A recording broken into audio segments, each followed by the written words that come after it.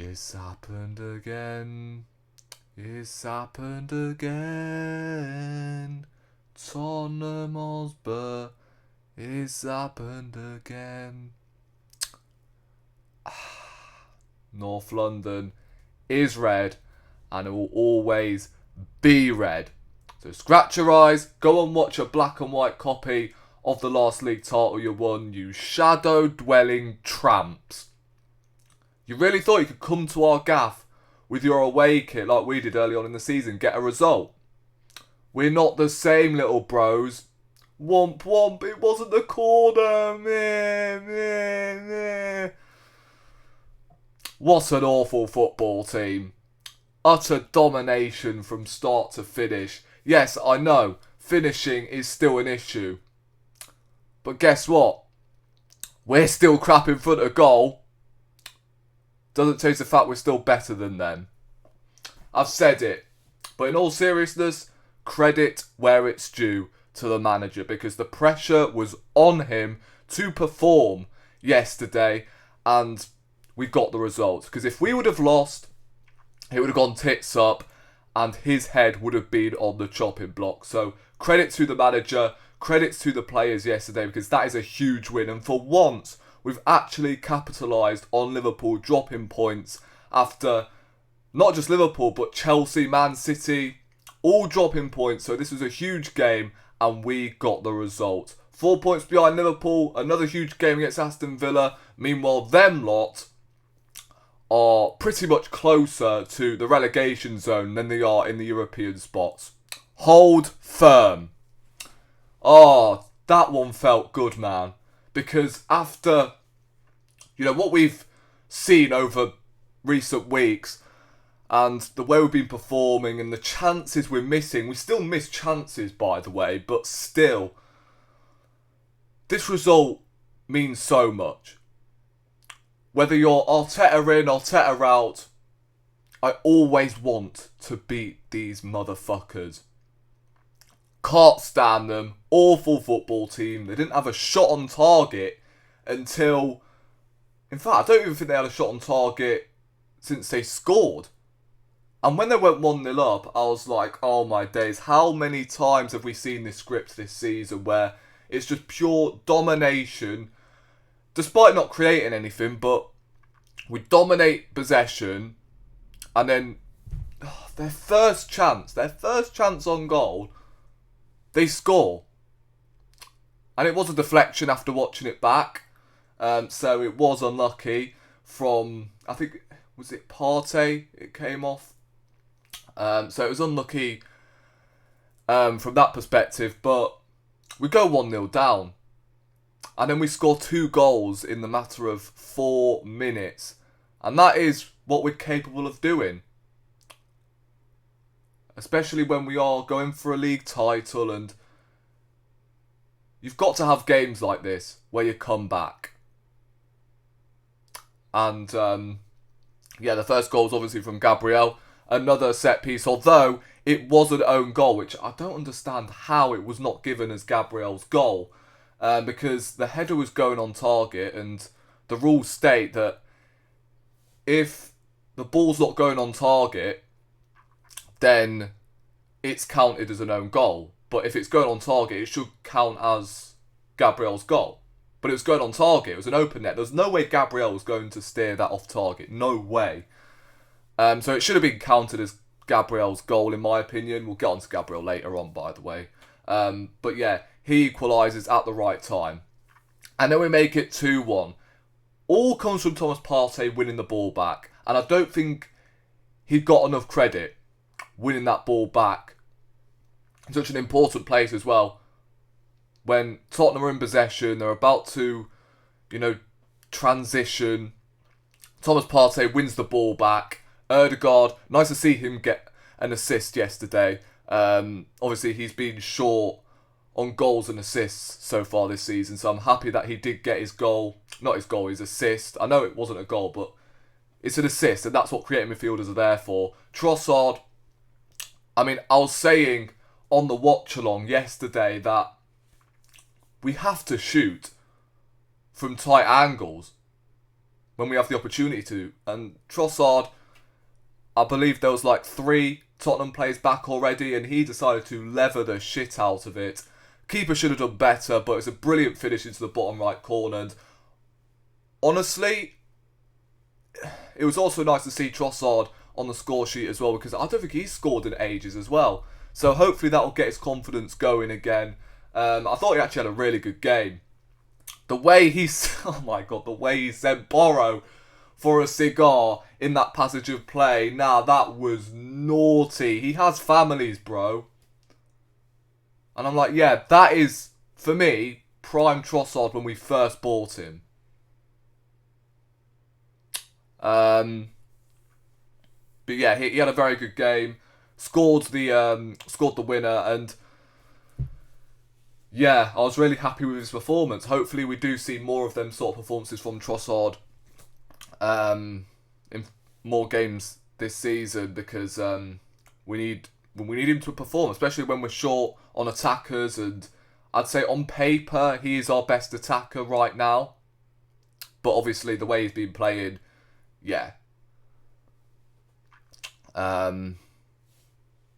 he's obviously been very, very, very poor. But hopefully this gets him going again, and I thought he had a decent game. Miles Lewis-Skelly, that's the name. That's the name for today's video. What a player. First North London derby, he's up against Dejan Kulusevski. A difficult customer as well. And he won everything. Sweeped up everything as well. What a performance. You will not think this guy is 18 years of age. What a player. And what a player we have on our hands. And Calafiori, I'm telling you, he's got to hold bench. He has got to hold bench when he comes back from injury. I don't want to see him back into the starting 11 the moment he's come back from injury, and then he plays 2 or 3 games and then he's injured again. I want to see Lewis-Skelly have a consistent run of games and just not obviously taken out of the starting 11 the moment Calafiori is back, because we paid £40 million for him. I want to see Lewis-Skelly have a consistent run of games now, because he's a baller. And Thomas Tuchel was watching the game last night. It honestly will not surprise me if Lewis-Skelly does get a call up this March, because honestly, he is mustard. He's mustard on the ball. He's defensive work as well. Like, this guy is a midfielder, a CDM slash a box-to-box midfielder, and he's playing as a left back, and he's putting Zinchenko to shame. What a brilliant, brilliant talent we've got on our hands. And the fact he's just spawned in out of nowhere as well. When we had injuries in that left back position, he's come in and he's taken that left back spot like it's his own. Like he's been playing for Arsenal. He has been playing for Arsenal for years, but he's playing like he's been in the Arsenal senior team for ages, is what I'm trying to say. What a player we've got. And I'm so excited to see the future of him, and hopefully he does get a call up for England at some point, because I can see it happening. If he has a consistent run of games and he's playing the way he is, then I honestly can't see how Tuchel can't call him up. Gabriel, man of the match. The best 30 million we have ever spent at this football club. And he is, for me, the best centre-back of the Emirates era. He was a rock yesterday, and has arguably been our best player this season. If Saka doesn't return from injury soon enough, and obviously because the fact he's going to be out for 3 months, I can see us giving the player of the season to Gabriel. That's like 5 or 6 goals from corner. Yes, I know it was an own goal, but again, bro, I have never seen a centre-back like this. He literally has everything you epitomise from a centre-back. The last-ditch tackles, the aerial threat ability he has. He literally has everything. Considering when he first came in, he was rash, he was young, obviously, at the time. But since Saliba has obviously come in, Gabriel has been nothing short of just excellent. I mean, it's just, oh my days. He's turning into one of my favourite Arsenal players right now because every tackle he makes, he celebrates like he's just scored a goal. That's what I love. That is my captain. Not to say Odegaard's a rubbish captain or anything, but Gabriel is a proper leader. He's someone that will give you a bollocking. If you're not playing well, straight into the dressing room, and he'll give you a right bollocking. Because you can tell that guy really does care for Arsenal Football Club. It's impossible to not like him.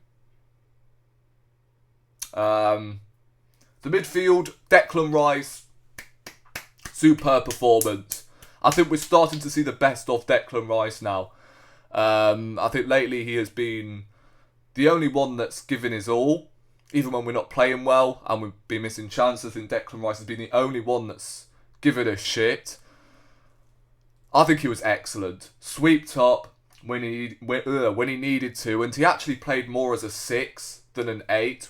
We didn't see him in that Fabregas role. And, oh my days, he benefits so well when he plays as a 6. I know Partey was there, but it was almost like a double pivot yesterday, which was nice to see. So I really enjoyed Declan Rice's performance. Odegaard, I thought, had a much better game, but he should have scored. I don't know why he never gets any power behind his shots. I don't know what's going on with him when it comes to his end product. But I thought he had a decent game in there. Got an assist, and yeah, I mean, much better from Odegaard. Hopefully we see better from now to the end of the season. Sterling, I think, was a bit disappointing, I can't lie. He looks like he's lost a yard of pace. I can't even lie. And he's up against Jed Spence, who, I mean, before a month ago, like, I didn't even know he still played for Spurs. So I wanted to see a lot more from Sterling, but then again, he's not really played a whole lot, has he? I've already mentioned Trossard, Havertz. I don't know what to say. I was desperate for him to get on the score sheet because of the abuse he's received lately. But it's a weird one because he's not a right winger, obviously, which is what he's been doing lately. You can't play midfield, and then when he's up front, he seems like he's getting in the way of every shot. It's frustrating, and he's a player that's just shot on confidence at the moment. The header in the second half, and yeah, I don't know. I think a striker should be on the cards for Arsenal this January, whether that's Sesko or whoever. Just get me a striker that actually knows how to finish. He doesn't even have to score 20, 30 goals a season. Just get me a striker that actually knows how to finish. You know what I'm saying? Because at the moment, Havertz is dead on confidence, and we can't have confidence players in this team. Like, for me, he's a plan B option at best to throw on when we need a goal in the last 25, 30 minutes. But, yeah, what can I say? North London is red, and it will always be red. But we move on to Aston Villa on the Saturday, I believe. That is a huge game, and we've got to win. Because if we beat Villa, then suddenly the title race could be back on.